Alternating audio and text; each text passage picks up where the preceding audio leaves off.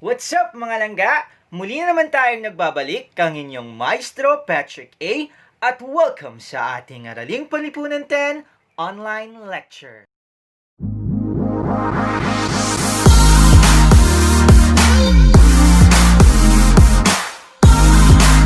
Before we start, for those who are new to this channel, don't forget to subscribe and like at also i-click na rin ang notification bell para updated ka sa aking every upload. Sa ating nakaraang talakayan, ating pinag-aralan ang tungkol sa kalagayan ng Pilipinas sa pagharap nito sa iba't ibang hamong pangkapaligiran na nagdudulot ng iba't ibang mga epekto sa pang-araw-araw na pamumuhay ng tao. Kung kaya't, sakaling magkaroon ng kalamidad sa inyong mga lugar, alam niyo na ba kung ano ang inyong gagawin? Kung saang ligtas na lugar ka maaaring lumikas at kung kanino ka hihingin ng tulong?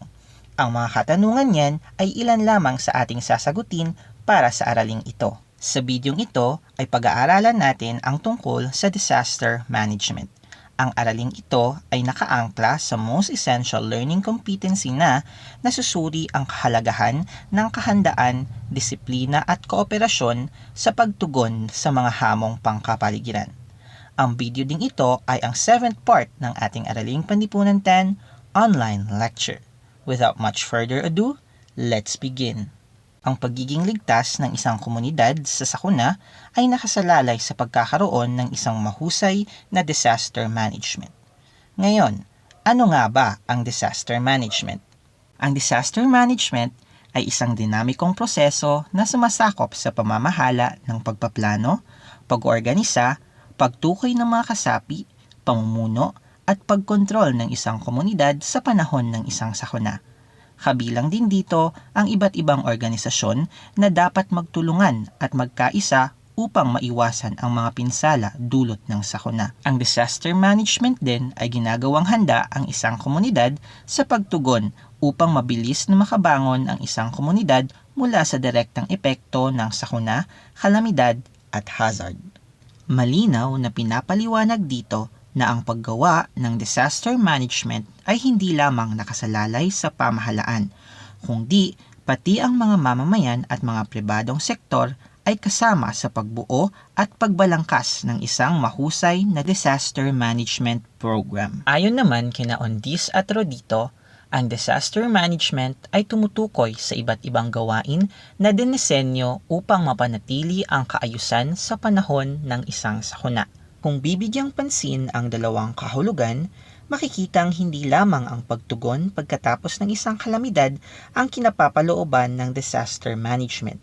Kabilang din dito ang mga gawain upang lubusang makabangon mula sa kalamidad at maibalik ang normal na daloy ng pamumuhay ng mga tao sa isang lugar. Sa pagkakataong ito, ating pag-aaralan ang mga mahalagang konsepto o termino sa pag-aaral ng disaster management. Ito ay isinalin sa Filipino mula sa Disaster Reduction Management System Analysis, guidebook ni Nabaas at ng kanyang mga kasama. Simulan natin sa konsepto ng hazard. Ang hazard ay tumutukoy sa mga banta na maaaring dulot ng kalikasan o ng gawa ng tao. Ang hazard ay nahahati sa dalawang uri.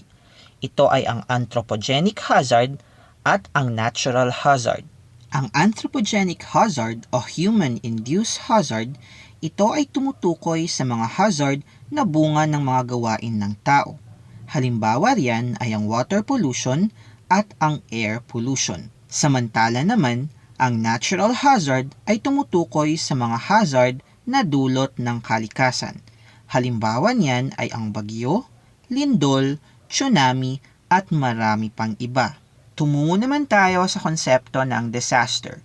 Ang disaster ay tumutukoy sa mga pangyayari na nagdudulot ng panganib at pinsala sa tao, kapaligiran, at mga gawaing pang-ekonomiya. Ito ay sinasabi ring resulta ng mga hazard, vulnerability, at kawalan ng kapasidad ng isang pamayanan upang harapin ang mga sakuna o hazard. Ang vulnerability ay isa rin sa mga termino na dapat nating pag-aralan sa pag-aaral ng disaster management. Ito ay tumutukoy sa tao, lugar, at infrastruktura na may mataas na posibilidad na maapektuhan ng mga hazard. Nariyan din ang risk.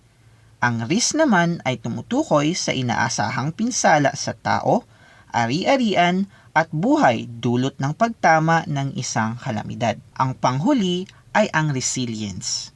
Ang pagiging resilient ng isang komunidad ay tumutukoy sa kakayahan ng pamayanan na harapin ang mga epekto na dulot ng kalamidad. Ngayon, ating alamin naman ang bumubuo sa Philippine Disaster Risk Reduction and Management Framework Act of 2010. Nakabatay ang Philippine Disaster Risk Reduction and Management Framework Act of 2010 sa dalawang pangunahing layunin. Una, ang hamon na dulot ng mga kalamidad at hazard ay dapat pagplanuhan at hindi lamang haharapin sa panahon ng pagsapit ng iba't ibang kalamidad.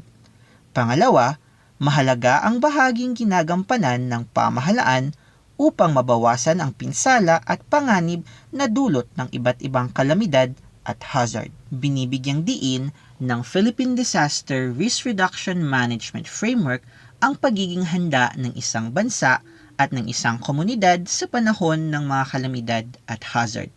Naniniwala din ito na mapapababa o maiiwasan ang pinsala na maaaring maidulot ng mga kalamidad. Isinusulong din ng Philippine Disaster Risk Reduction Management Framework ang kaisipan na ang paglutas sa mga suliranin at hamong pangkapaligiran ay hindi lamang tungkulin ng ating pamahalaan. Ang proseso sa pagbuo ng isang disaster management plan ay dapat na produkto ng pagkakaisa at pagtutulungan ng iba't ibang sektor ng lipunan tulad ng pamahalaan, private sector, business sector, non-governmental organization, at higit sa lahat ng mga mamamayang naninirahan sa isang lugar, partikular na ang isang komunidad. Dito po nagtatapos ang ating aralin. Para sa ating susunod na talakayan, ating pag-uusapan ang community-based disaster risk reduction management at ang mga hakbang nito. Kaya, don't forget to subscribe and click nyo na yung notification bell para updated ka sa aking every upload. Once again, this is your Maestro, Patrick A.